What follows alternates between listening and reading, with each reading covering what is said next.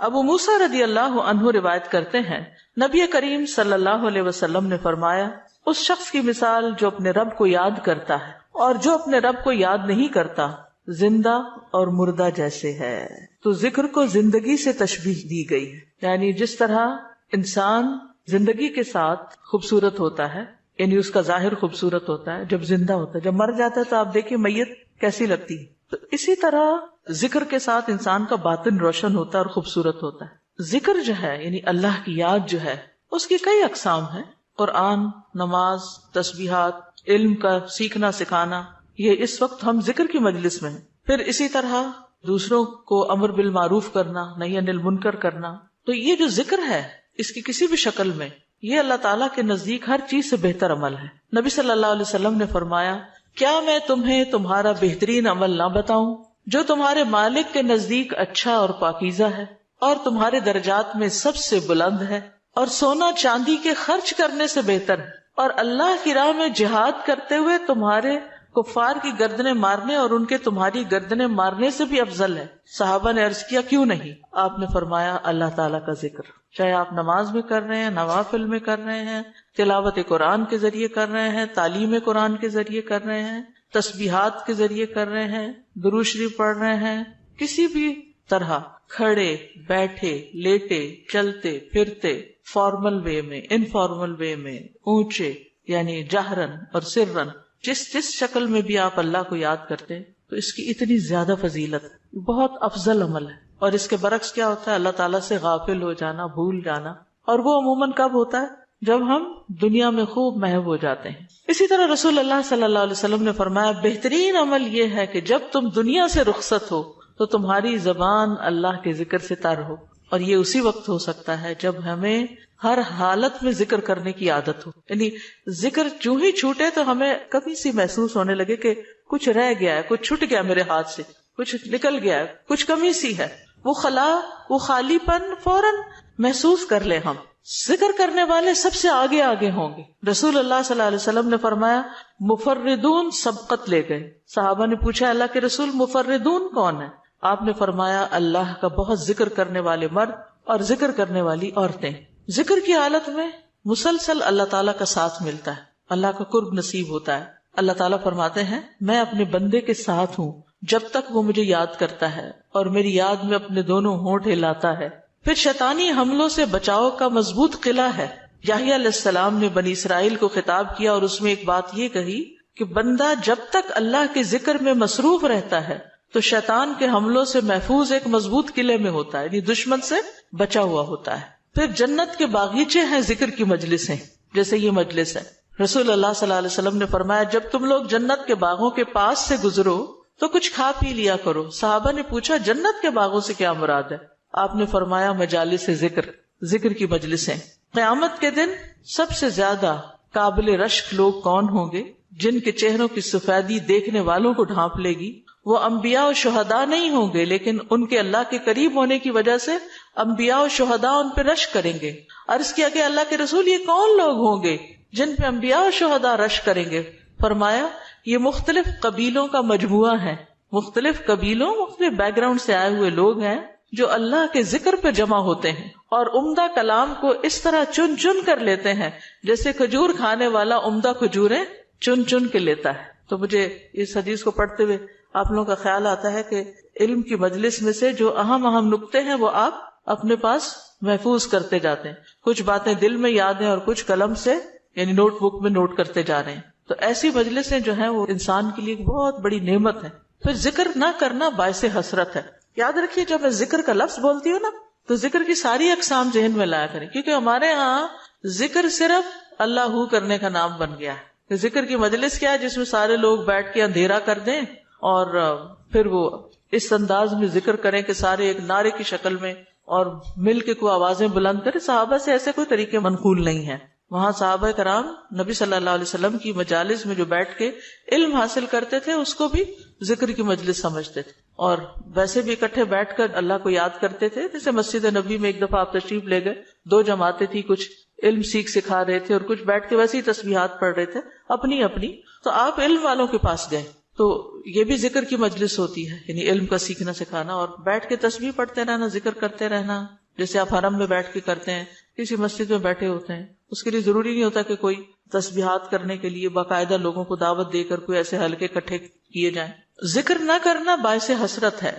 نبی صلی اللہ علیہ وسلم نے فرمایا جو لوگ کسی جگہ پر مجلس کریں لیکن اس میں اللہ کا ذکر نہ کریں اور نبی صلی اللہ علیہ وسلم پر درود نہ بھیجیں تو وہ ان کے لیے قیامت کے دن باعث حسرت ہوگی۔ اگرچہ وہ اجر و ثواب کی بنیاد پر جنت میں داخل ہو جائیں گے لیکن انہیں حسرت ہوگی کہ ہم نے یہ وقت کیوں گنوا دیا۔ ذکر نہ کرنے والے بدترین مخلوق ہیں، بد نصیب لوگ ہیں۔ عمرو بن ابسہ سے روایت ہے، رسول اللہ صلی اللہ علیہ وسلم نے فرمایا جب بھی سورج چڑھتا ہے اللہ عز و جل کی ہر ایک مخلوق اللہ عز و جل کی تسبیح اور حمد و ثنا بیان کرتی، یعنی صبح ہوتے ہی ساری مخلوق ذکر میں لگ جاتی، لیکن شیطان اور اولاد آدم میں سے آتا قسم کے لوگ ذکر نہیں کرتے۔ تو میں نے بنی آدم میں آتا قسم کے لوگوں کے بارے میں سوال کیا، آپ نے فرمایا بدترین مخلوق، یا فرمایا اللہ کی مخلوق میں سے بدترین لوگ، یعنی آسمان و زمین، سورج چاند ستارے، درخت شجر حجر، ہر چیز ذکر میں مشغول ہے سوائے ان لوگوں کے جو سو کے وقت گزار رہے ہیں یا غفلت میں پڑے ہوئے ہیں۔ حدیث نمبر 42، دو محبوب کلمات۔ عن ابی ہریرہ رضی اللہ عنہ قال قال النبی صلی اللہ علیہ وسلم کلمتان حبیبتان الی الرحمن خفیفتان علی اللسان ثقیلتان فی المیزان سبحان اللہ وبحمدہ سبحان اللہ العظیم۔ کتاب التوحید۔ ابو ہریرہ رضی اللہ عنہ روایت کرتے ہیں نبی کریم صلی اللہ علیہ وسلم نے فرمایا دو کلمے رحمان کو بہت محبوب ہیں، زبان پر بہت ہلکے ہیں لیکن قیامت کے دن ترازو میں بہت بھاری ہوں گے۔ سبحان اللہ و بحمدہ سبحان اللہ العظیم۔ اللہ اپنی حمد کے ساتھ پاک ہے، اللہ پاک ہے جو بہت عظمت والا ہے۔ تو جیسے ہم جانتے ہیں کہ نفلی عبادت میں افضل عمل اللہ کا ذکر ہے، تو یہاں پر اس ذکر کی خاص شکل بتائی گئی کہ اللہ تعالیٰ کی حمد و ثنا اور پاکی بیان کرنا۔ سبحانہ کا مطلب کیا ہوتا ہے کہ وہ پاک ہے۔ تو جس کلام میں، جس ذکر میں اللہ تعالیٰ کی پاکی بیان کی جائے، تسبیح بیان کی جائے اور حمد و ثنا بیان کی جائے، وہ اللہ تعالیٰ کا چنا ہوا کلام ہے۔ رسول اللہ صلی اللہ علیہ وسلم سے سوال کیا گیا کون سا کلام افضل ہے؟ آپ نے فرمایا جو اللہ نے اپنے فرشتوں اور بندوں کے لیے چنا۔ کیا فرمایا؟ جو اللہ نے اپنے فرشتوں اور اپنے بندوں کے لیے چنا۔ سبحان اللہ و بحمدہ، ٹھیک ہے، سبحان اللہ و بحمدہ۔ یہ تمام مخلوق کی نماز ہے، تمام مخلوق کی نماز ہے۔ نوح علیہ السلام کی وفات کا وقت جب آیا تو انہوں نے اپنے بیٹے سے فرمایا کہ میں تمہیں ایک وصیت کر رہا ہوں، دو باتوں کو کرنے کا حکم دیتا ہوں، دو باتوں سے روکتا ہوں۔ اور دو کرنے کے جو کام بتائے اس میں سے ایک لا الہ الا اللہ کا اقرار، کہ اگر ساتوں آسمان اور ساتوں زمینوں کو ترازو کے ایک پلڑے میں رکھ دیا جائے اور لا الہ الا اللہ کو دوسرے پلڑے میں، تو لا الہ الا اللہ والا پلڑا جھک جائے گا، اور اگر ساتوں آسمان اور ساتوں زمینیں ایک بند کڑے کی شکل اختیار کر لیں تو لا الہ الا اللہ اس کو بھی توڑ دے گا۔ اتنی طاقت ہے اس کلام کے اندر۔ اور دوسرا یہ کہ سبحان اللہ و بحمدہ کا ورد کرتے رہنا، کیونکہ یہ ہر چیز کی نماز ہے اور اس کے ذریعے مخلوق کو رزق ملتا ہے۔ اور میں تمہیں شرک اور تکبر سے منع کرتا ہوں، یہ دو منع کرنے والی چیز۔ اسی طرح ان کلمات کو اگر کوئی 100 دفعہ دن میں پڑھے تو اس کے گناہ مٹ جاتے ہیں، گناہ جھڑ جاتے ہیں، چاہے سمندر کی جھاگ کے برابر ہی کیوں نہ ہو۔ پھر اسی طرح ایک اور حدیث میں آتا ہے سنن ترمذی کی، جو شخص سبحان اللہ العظیم و بحمدہ کہتا ہے اس کے لیے جنت میں کھجور کا ایک درخت لگا دیا جاتا ہے، صرف ایک دفعہ کہنے سے۔ کہہ لیجئے سبحان اللہ العظیم و بحمدہ۔ اللہ کے راستے میں سونا خرچ کرنے سے بہتر ہے۔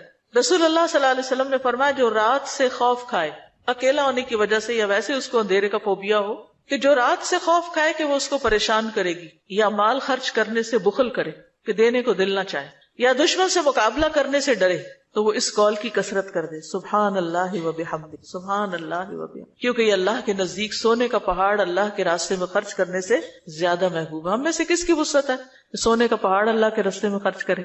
نہیں کر سکتے، تو اس لیے اس کلمے کو ہی زیادہ سے زیادہ پڑھ لینا چاہیے۔ اسی طرح سبحان اللہ، لا الہ الا اللہ، الحمدللہ، یہ کلمات عرش کے ارد گرد چکر لگاتے اور ان کی بھنبھناہٹ ہوتی شہد کی مکھیوں کی بھنبھناہٹ کی طرح، اور وہ اپنے ذکر کرنے والے کی اللہ کے ہاں یاد دلاتے ہیں۔ تو آپ نے فرمایا کیا تم میں سے کوئی یہ پسند نہیں کرتا کہ اس کے لیے کوئی ایسا ہو جو ہمیشہ اللہ کے ہاں اس کی یاد دلائی جاتے رہے، یعنی کوئی ایسا طریقہ ہو کہ ہمیشہ عرش کے ارد گرد آپ کا ذکر ہوتا رہے. قیامت کے دن بھی یہ انسان کا بچاؤ کریں گے، یعنی جہنم سے بچانے کے لیے سبحان اللہ والحمد للہ ولا الہ الا اللہ واللہ اکبر. پھر اہل جنت کا ذکر کیا ہوگا؟ ان کے سانس کے ساتھ ان کو تسبیح و تحمید سکھا دی جائے گی کہ بولنا بھی نہیں پڑے گا، سانس لیں گے اور سانس کے ساتھ اللہ کا ذکر جاری ہو جائے گا. یہ جو احادیث نے بیان کی، یہ آپ کے پاس کارڈ ہونا چاہیے تسبیحات کی فضیلت والا، اس میں لکھی ہوئی ہیں، دوسروں کے ساتھ بھی شیئر کریں اور خاص طور پہ بچوں کو ذکر کرنا سکھائیں. ان کے اندر بھی ایک کامنس آتی، ایک سکینت آتی ہے. ہم بعض اوقات یہ سوچتے ہیں یہ تو بچے ہی ہیں، ابتدائی عمر سے، چھوٹی عمر سے کہ چلو یہ پڑھو، انگلیوں پہ گنتے ہیں، اچھا تم نے کتنی دفعہ پڑھ لی، کتنے جنت میں درخت لگائے، تو آہستہ آہستہ ان کو عادت ہو جاتی. پھر ذکر کی ایک قسم اللہ کے نام پڑھنا، اللہ کے نام یاد کرنا. عن ابی ہریرہ ان رسول اللہ صلی اللہ علیہ وسلم قال ان للہ 99 اسما 100 الا واحدا من احصاها دخل الجنہ. کتاب التوحید. ابو ہریرہ رضی اللہ عنہ سے روایت ہے کہ رسول اللہ صلی اللہ علیہ وسلم نے فرمایا، بے شک اللہ کے 99 نام ہیں، 99، ایک کم 100. جو شخص ان سب کو محفوظ رکھے گا، یاد کر لے گا، وہ جنت میں داخل ہوگا. من احصاها، تو احساس سے مراد ان کو گننا، ان کے معنی پہچاننا، ان کے تقاضے کے مطابق عمل کرنا. خالی لکھ کے یا جمع کر کے یاد کر لیا جائے اور مطلب ہی نہ پتا ہو اور اس کے مطابق عمل نہ ہو تو پھر یہ وعدہ نہیں پورا ہوتا. احصاء میں ہر چیز کا جمع ہو جانا ہے، یعنی اللہ تعالیٰ کے ناموں کی حدود کی حفاظت کرنا، ان کو پہچاننا، ان کا معنی جاننا، ان کی فضیلت جاننا، کہاں پڑھنا ہے. امام ابن قیم کہتے ہیں کہ اللہ کے اسماء کو گن کر محفوظ کرنے کے کچھ مراتب ہیں. بندہ جب ان ناموں کو یاد کر لیتا ہے تو وہ جنت میں داخل ہو جاتا ہے اور یہی اس کی سعادت اور نجات اور فلاح کا مرکز ہے. وہ کہتے ہیں پہلا مرتبہ ان کے الفاظ کو گننا اور شمار کرنا، دوسرا مرتبہ ان کے معنی اور مدلول کو سمجھنا، تیسرا مرتبہ ان کے ساتھ دعا مانگنا. قرآن میں آتا نا وَلِلَّهِ الْأَسْمَاءُ الْحُسْنَى فَادْعُوهُ بِهَا، اور اللہ ہی کے لیے ہیں اچھے اچھے نام، بس تم اس کو ان کے ساتھ پکارو، اللہ کے نام لے کے، جیسے یا حی یا قیوم، یا اللہ، یا رب، یا رحمان، یا رحیم، یا کریم، یا ذی الجلال والاکرام، اور باقی بھی اسی طرح. پھر ہے دعا مانگنے کے 2 مرتبے ہیں. نمبر 1 دعا العبادہ، یعنی اللہ کی تعریف ان ناموں کے ساتھ کرنا. ہمارا رب رحیم ہے، کریم ہے، تو یہ تعریف عبادت کی دعا ہوتی ہے، دعا العبادہ کہتے ہیں اس کو. اور دوسرا ہے دعا المسئلہ، طلب اور مانگنے کی دعا، کہ ان ناموں کے ساتھ پکار کے اللہ کو پھر سوال کرنا. اور اسماء حسنہ کے ساتھ یہ نہیں کہ اپنی طرف سے اللہ تعالیٰ کا کوئی نام بنا کے اور پھر اس سے دعا کرنا، یا موجود، یا ذات، یا شیء، اس طرح کی باتیں نہیں، بلکہ اللہ کے جو پراپر نام قرآن و سنت سے ثابت ہیں ان کے ساتھ دعا مانگنا. تو یاد رکھیے کہ اللہ کی پہچان یہ علم کا پہلا مرتبہ ہے. سب سے پہلے جس کو جاننا چاہیے، جس کے بارے میں ہمیں معلوم ہونا چاہیے کہ وہ کون ہے، وہ اللہ رب العزت. فَاعْلَمْ أَنَّهُ لَا إِلَهَ إِلَّا هُوَ، جان لو کہ اللہ کے سوا کوئی الہ نہیں. یہ علم ہر ایک پر فرض ہے کہ ہمارا خالق کون ہے، ہمارا مالک کون ہے، ہمارا رازق کون ہے، ہمارا معبود کون ہے، ہماری مشکل کشا کون ہے، ہمارا حاجت روا کون ہے، اور جو بھی اللہ تعالیٰ کے باقی نام ہے، پہچان. یہ علم تمام علوم سے افضل ہے، کیونکہ جب ایک انسان، کوئی بچہ، بوڑھا، جوان اللہ تعالیٰ کو جان لیتا ہے نا، تب ہی اس کی زندگی درست ہوتی، تب ہی اس کو واقعی ہدایت ملتی، تبھی وہ اللہ کے لیے سب کچھ کرتا ہے، تبھی اس کے اندر تقویٰ پیدا ہوتا ہے، تبھی وہ حلال حرام کی تمیز کرتا ہے، کیونکہ یہ سب کچھ کرنا اس کے لیے اللہ نے اپنی عبادت کے لیے پیدا کیا. اور اگر ہم اللہ ہی کو نہیں پہچانتے تو عبادت کس کی کر رہے ہیں؟ تو پہلا کام اللہ کی پہچان ہے، اللہ کی معرفت، خود بھی اور اپنی آل اولاد کو بھی اور اپنے آس پاس کے لوگوں. اور اللہ کی پہچان کے لیے اللہ کے ناموں کا علم حاصل کرنا ضروری. پھر اس سے ایمان میں بھی اضافہ ہوتا ہے. جتنا جتنا آپ اللہ کو زیادہ جانتے چلے جاتے ہیں اتنا اتنا آپ کا ایمان بڑھتا ہے. اسی لیے اس کو اشرف العلوم کہا گیا ہے کہ تمام علوم کا سردار ہے یہ. پھر اسی طرح اللہ تعالیٰ کے ناموں کو پڑھنے، یاد کرنے، جاننے، سمجھنے کے بارے میں کچھ اصول و قواعد ہیں. اس میں پہلی بات یہ کہ اللہ کے تمام نام توقیفی ہیں، اس میں عقل کی کوئی گنجائش نہیں، یعنی بذریعہ وحی معلوم ہوئے. ہم اپنے پسند سے اللہ کا کوئی نام نہیں رکھ سکتے. یعنی آپ یہ نہیں کہہ سکتے کہ مجھے اللہ سے بڑی محبت ہے تو میرا دل چاہتا ہے میں اللہ تعالیٰ کا یہ نام رکھ دوں، خود سے کیوں رکھ دوں؟ یہ نہیں کر سکتے آپ. ٹھیک ہے، کسی انسان کو، کسی بشر کو، کسی جن کو، کسی فرشتے کو یہ اختیار نہیں کہ وہ اپنی مرضی پسند سے اللہ کا کوئی نام رکھ دے. اور اس سے اس کو پکارنا شروع کر دے، اور اس کی لاجک صرف یہ دے کہ یہ تو محبت کی بات ہے اور میں محبت سے یوں پکارتی ہوں اللہ کو، نہیں، اس کی اجازت نہیں، کیونکہ جتنا اللہ تعالیٰ خود اپنے آپ کو جانتا ہے ہم نہیں جانتے، اور جتنا اس نے چاہا ہمیں اپنے بارے میں علم دیا، اور وہ علم بھی نبی صلی اللہ علیہ وسلم کے ذریعے ہم تک پہنچا ہے، تو اس کو حاصل کرنے کی کوشش کریں۔ پھر اسی طرح دوسری بات یہ کہ اس بارے میں کتاب و سنت سے آگے نہ بڑھیں، عقل، رائے، خواہش۔ امام احمد کہتے ہیں اللہ کی صفت نہیں بیان کی جائے گی مگر وہی جو خود اس نے اپنی ذات کی بیان فرمائی ہے یا رسول اللہ صلی اللہ علیہ وسلم نے بیان کی ہے۔ ہم قرآن و سنت سے آگے نہیں بڑھیں گے، خود یا کسی عالم یا کسی اور انسان کے بتائے ہوئے نام کے مطابق نہیں کام کریں گے۔ پھر اگلی بات یہ کہ اللہ کے ناموں میں الحاد سے بچنا چاہیے۔ الحاد سے، الحاد کا مطلب کیا ہے؟ سیدھے رستے سے ہٹ جانا۔ لحد ہوتی ہے نا وہ قبر جو بغلی قبر ہوتی ہے، نیچے گڑھا کھودتے کھودتے سائڈ پہ قبر کھودنا شروع کر دیں، تو اس کی بہت سی صورتیں ہو سکتی، جیسے اللہ کے کسی نام کا انکار کر دیا جائے، یا نام جن صفات پر دلالت کر رہے ہیں ان کا انکار کر دیا جائے، جیسے امت میں کچھ ایسے فرقے گزرے ہیں کہ جو یہ کام کرتے رہے ہیں۔ پھر اسی طرح بغیر تحریف، تعطیل، تکییف اور تمثیل کے اسماء و صفات پر ایمان لانا ضروری۔ تحریف یعنی خود تبدیلی کرنا، تعطیل یعنی کسی صفت کو معطل کر دینا، تکییف کسی کیفیت کو بتانا، تمثیل یعنی مثال بیان کرنا، ان چیزوں سے بچنا چاہیے۔ پھر ایک اہم بات یہ بھی یاد رکھیے کہ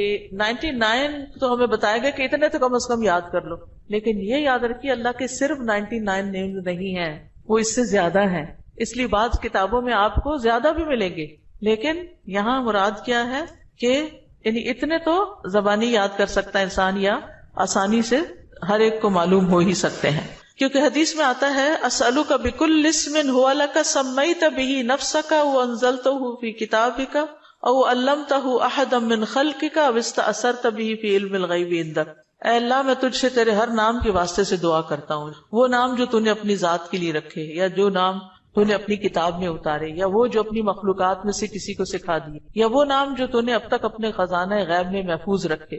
اس سے کیا پتہ چلتا ہے کہ کچھ نام تو خزانہ غیب میں ہے، اور جیسے حدیث شفاعت میں آتا ہے نا کہ نبی صلی اللہ علیہ وسلم کو اللہ تعالیٰ قیامت کے دن اپنی حمد و ثنا بیان کرنے کی تعریف کرنے کے لیے وہ کچھ سکھائیں گے جو اس سے پہلے نہیں سکھائی ہوگی وہ تعریف، تو اس کے ذریعے نبی صلی اللہ علیہ وسلم اللہ کی تعریف بیان کریں گے، یعنی وہ علم ابھی تک نبی صلی اللہ علیہ وسلم کے پاس بھی نہیں، وہ قیامت کے دن دیا جائے گا، جس کی بنا پر آپ اللہ تعالیٰ کی تعریف کریں گے، پھر دعا کریں گے، اور پھر آپ کو شفاعت کا اذن دیا جائے گا، جو شفاعت کبریٰ کی حدیث آتی ہے۔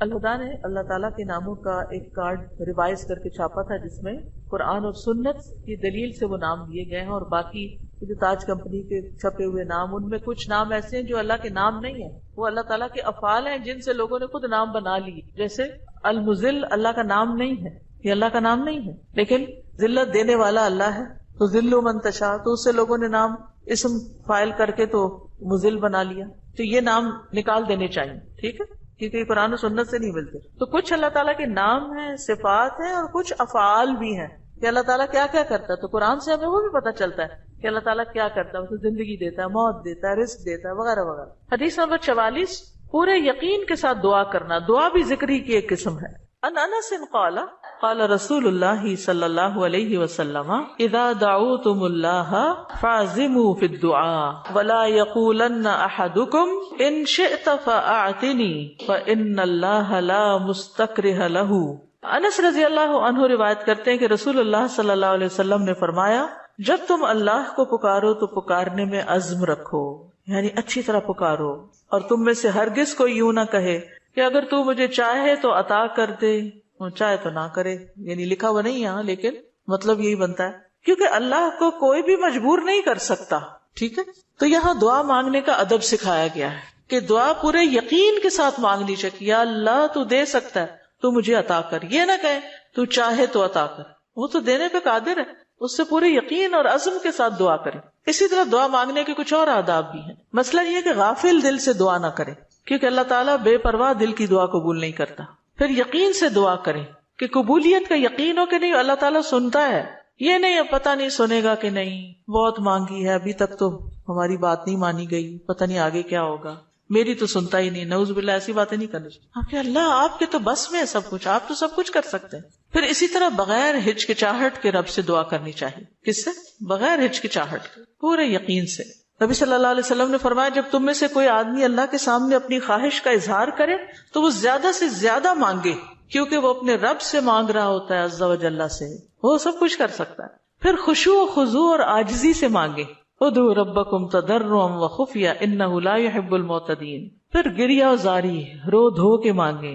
آپ دیکھیں کس طرح بچے جب انہیں کوئی چیز چاہیے ہوتی ہے تو بلا وجہ بھی رونا شروع کر دیتے ہیں۔ تکرار اور اصرار سے دعا کریں۔ نبی صلی اللہ علیہ وسلم بعض اوقات 3 بار ایک دعا دہراتے تھے۔ آپ نے فرمایا جس شخص نے 3 بار اللہ سے جنت مانگی تو جنت کہتی ہے اللہ اسے جنت میں داخل کر دے، اور جو شخص 3 مرتبہ آگ سے پناہ مانگے تو دوزخ کہتی ہے اللہ اس کو آگ سے پناہ دے دے۔ پھر دعا میں جلد بازی نہ کریں، تو بندہ جب تک جلد بازی نہ کرے دعا قبول کی جاتی رہتی۔ یعنی جلد بازی کیا ہے کہ مایوس ہو کے انسان تھک جائے اور دعا مانگنا چھوڑ دے، یہ نہیں ہونا چاہیے۔ جی استاذہ، جو اللہ تعالیٰ کے جو نام ہے اور جو ان کے صفات ہیں یہ ریلیٹ کرتے ہیں نا آپس میں؟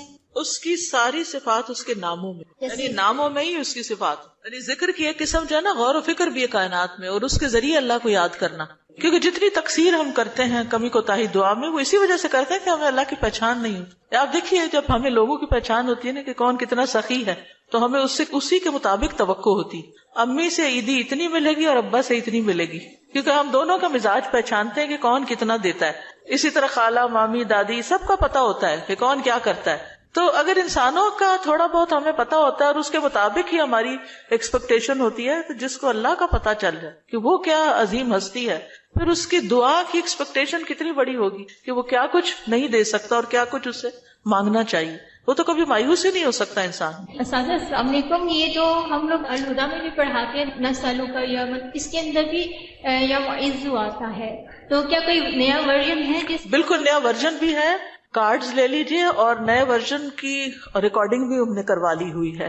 ساجد محترم، یہاں پہ آپ نے ابھی فرمایا نا کہ تو چاہے تو عطا کر، یہ نہیں کہنا چاہیے، تو اس کی تھوڑی سی وضاحت کر دیں، کیونکہ میرے ذہن میں بھی آ رہا ہے کہ ہم جب یہ کہتے ہیں، آپ نے بھی فرمایا نا کہ تو جو چاہے وہ عطا کر دے، ہمیں یہ نہیں کہنا چاہیے تو چاہے تو عطا کر دے، ہاں، اگر تو چاہے تو عطا کر دے، اس کی تھوڑی سی وضاحت کر دیں، کیونکہ میرے ذہن یعنی اس کا مطلب یہ ہے کہ مثلا مجھے گھر چاہیے، اللہ اگر آپ کی مرضی ہے تو دے دیں، نہیں تو نہ سے، یہ نہیں کہنا چاہیے۔ بندوں کے ساتھ ہم ایسے معاملے کر رہے ہوتے ہیں نا، دینا تو دو نہیں تو نہ دو، تو اللہ کے ساتھ ایسے نہیں کرنا، یہ بے ادبی ہے۔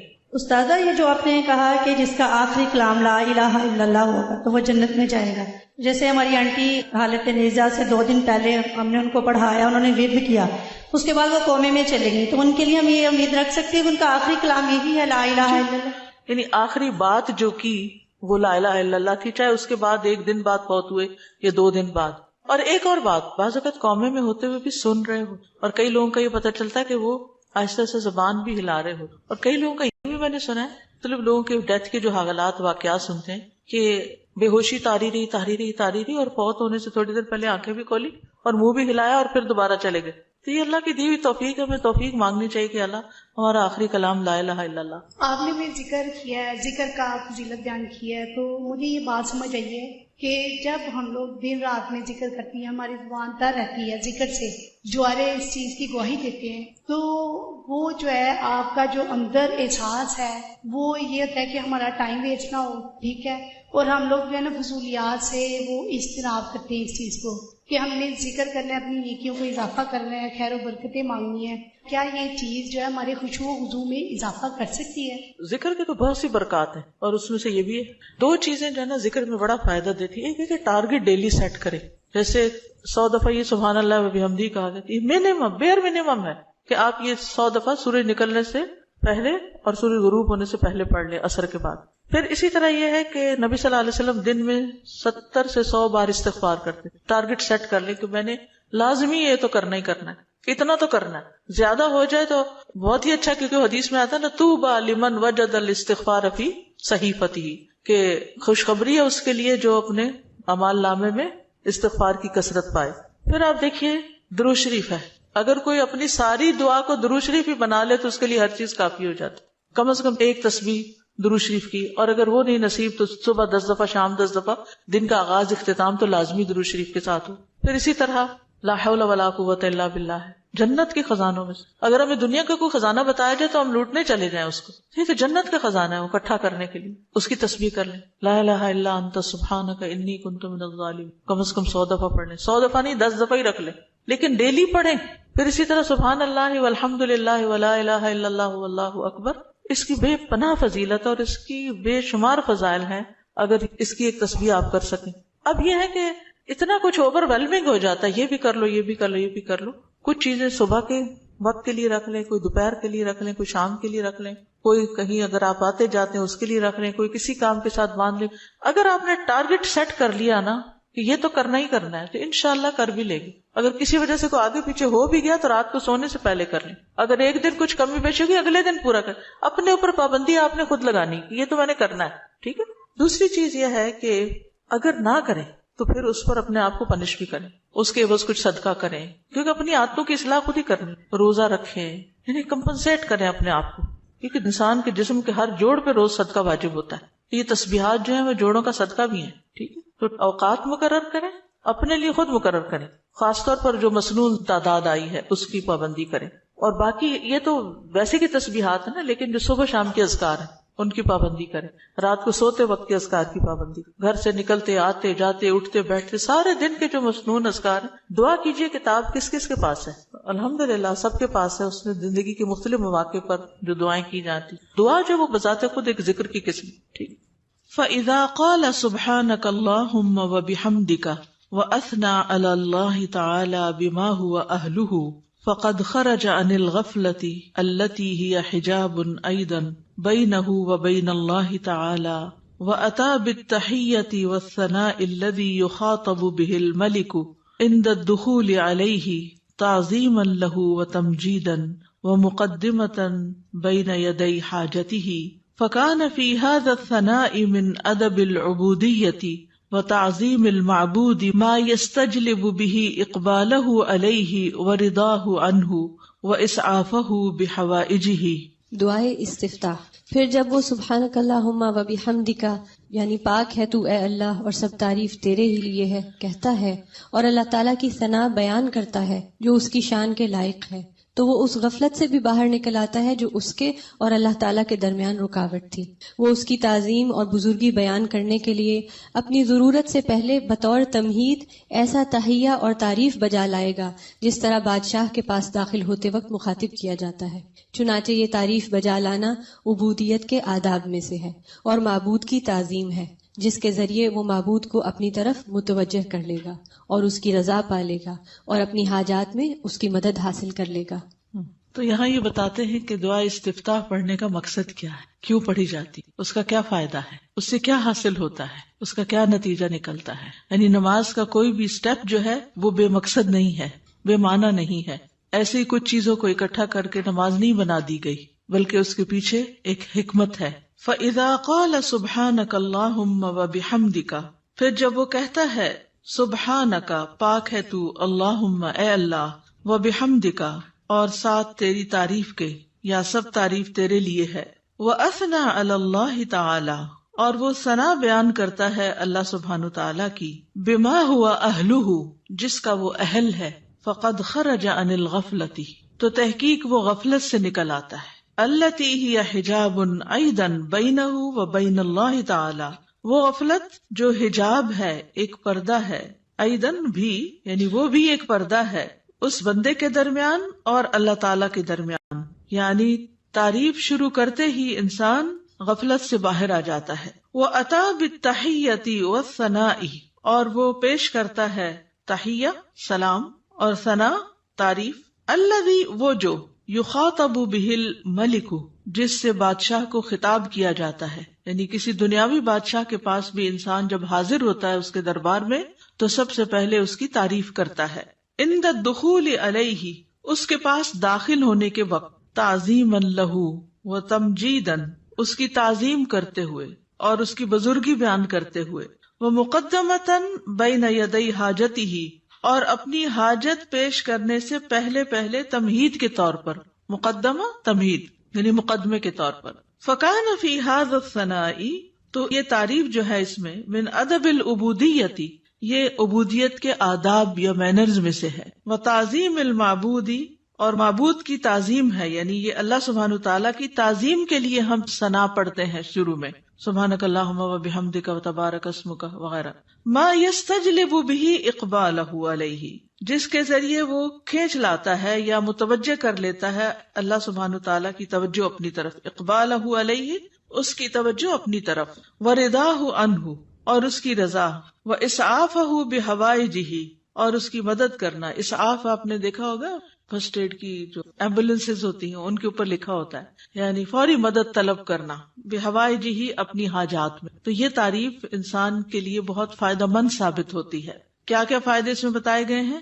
نمبر 1، انسان غفلت سے نکل آتا ہے. ٹھیک ہے، خرج عن الغفلۃ التی ہی حجاب ایضا بینہ و بین اللہ تعالی. دوسری بات کیا ہے کہ وہ ملاقات سے پہلے یا ابتدا میں، جیسے کسی بھی بادشاہ کے پاس جانے کا ایک ادب، ایک پروٹوکول ہوتا ہے، تو یہاں بندہ تحیہ اور ثنا سے کام لیتا ہے. اور اس سے کیا فائدہ ہوتا ہے کہ ایک تو جو ہمارے اوپر ادب آداب کا حق ہے وہ ادا ہوتا ہے، دوسری طرف یہ کہ معبود کی تعظیم ہوتی ہے، معبود یا رب ہماری طرف متوجہ ہوتا ہے، وہ راضی ہوتا ہے اور بندے کی مدد کرنے میں وہ جلدی کرتا ہے. تو یہ فائدے ہیں دراصل ثنا پڑھنے کے. حقیقت یہ ہے کہ اللہ سبحانہ تعالیٰ کی ذات ہی قابل تعریف ہے. سورۃ ہود میں آتا ہے انہ حمید مجید، بے شک وہ بے حد تعریف کیا گیا، بڑی شان والا ہے. یعنی اللہ سبحانہ تعالیٰ کی شان بڑی بلند ہے، تو اس کی تعریف ہونی ہی چاہیے. دنیا میں آپ دیکھیں کہ کسی انسان نے اگر کوئی اچیومنٹ کی ہو، کوئی بڑا کام کیا ہو، تو دور بیٹھے بھی لوگ، نہ جاننے والے بھی اس کی تعریف کرتے رہتے کہ بڑا کمال کیا اس نے، فلاں چیز ایجاد کر دی ہے، فلاں چیز بنا دی ہے، فلاں کام کیا. تو اس بندے کو نہیں پتا ہوتا کہ کون کون اس کی تعریفیں کر رہا ہے. لیکن جب اس کی ذات سے کسی کو فائدہ پہنچتا ہے تو جس کو فائدہ پہنچتا ہے وہ خود ہی تعریف کے لیے آگے آ جاتا ہے. تب آپ دیکھیے کہ اللہ سبحانہ تعالیٰ کی ذات سے ہمیں کتنا فائدہ پہنچ رہا ہے اور کیا کیا کمالات ہیں. یعنی کسی کی بھی تعریف کرنے کی 2 بڑی وجوہات ہوتی، ایک اس کے کمالات اور دوسرا اس کی ذات سے فائدہ کتنا پہنچ. تو یہ دونوں چیزیں کامل درجے میں اللہ تعالیٰ کے اندر موجود ہیں. ہمارے پاس جو بھی کوئی نعمت ہے وہ اللہ ہی کی طرف سے ہے، اور ہر چیز میں اس کا کمال ہے، تخلیق میں اور رزق پہنچانے میں، اور جتنے بھی اس کے نام ہیں کامل صفات اور اسماء ہیں. تو اس لیے اس کی تعریف تو ہونی ہی چاہیے. تو نماز کے بالکل آغاز میں یہی سب سے مناسب جگہ ہے کہ جہاں تعریف ہو، اس کی حمد و ثنا ہو، کیونکہ وہ اس لائق ہے کہ اس کی حمد و ثنا کی جائے. یعنی آپ دیکھیے کہ جب کوئی حمد و ثنا کے لائق ہوتا ہے تو اس کی اگر کوئی تعریف نہیں بھی کرے تو اس کو تو کوئی نقصان نہیں، کیونکہ وہ تو ہے ہی قابل تعریف. نقصان کس کا ہوتا ہے کہ جو دیکھ رہا ہے، جو فائدہ اٹھا رہا ہے، وہ چپ بیٹھا ہے، وہ کوئی تعریف نہیں کر رہا. اور یہ تعریف جو ہے یہ دراصل شکر ادا کرنے کا ایک طریقہ ہوتا ہے، اور اللہ کا وعدہ ہے کہ اگر تم شکر ادا کرو گے تو میں تمہیں اور زیادہ دوں گا. تو اس احساس کے ساتھ جب انسان اللہ کی تعریف بیان کرتا ہے تو دراصل اللہ سبحانہ تعالیٰ کو بندہ اپنے قریب پاتا ہے، اس سے کنیکشن ہو جاتا ہے اس کا، اور یہ سراسر بندے کے اپنے ہی فائدے میں. ہمارا تعریف کرنا اللہ تعالیٰ کی اللہ تعالیٰ کو فائدہ نہیں دیتا، یہ دراصل خود ہم ہی کو فائدہ دے رہا ہوتا ہے. کیونکہ تعریف کرنے کا بھی ایک مزہ ہوتا ہے، کیونکہ تعریف کرنے والا صرف اس وقت تعریف کر سکتا ہے جب وہ کسی خوبی کو دیکھنے کے قابل ہوتا ہے. یعنی اگر ہم تعریف کرتے ہیں تو اس کا مطلب یہ ہے کہ ہمارے اندر یہ صلاحیت ہے کہ ہم خوبیوں کو دیکھ پاتے ہیں. تو اس میں صرف ممدوح کی حمد نہیں ہوتی یا اللہ سبحانہ تعالیٰ ہی کی تعریف نہیں ہوتی، بلکہ ایسا بندہ بھی ایسے خالق کے ساتھ جب جڑتا ہے تو وہ بھی قابل تعریف ہو جاتا ہے. یعنی وہ بندہ بھی قابل تعریف ہو جاتا ہے جو اپنے خالق کی تعریف کرتا ہے. کیونکہ ناشکر لوگ کسی کو بھی اچھے نہیں لگتے، پسند نہیں آتے. اور وہ لوگ جو اپنی آنکھیں ہی باندھ رکھیں اور غفلت کا شکار رہیں اور سوئے پڑے رہیں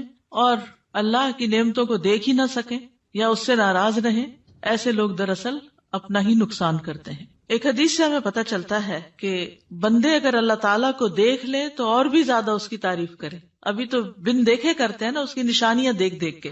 ابو ہریرہ رضی اللہ عنہ بیان کرتے ہیں کہ رسول اللہ صلی اللہ علیہ وسلم نے فرمایا، بلا شبہ اللہ کے کچھ فرشتے ایسے ہیں جو اہل ذکر کو تلاش کرتے ہوئے راستوں میں چکر لگاتے رہتے ہیں. جب وہ کچھ لوگوں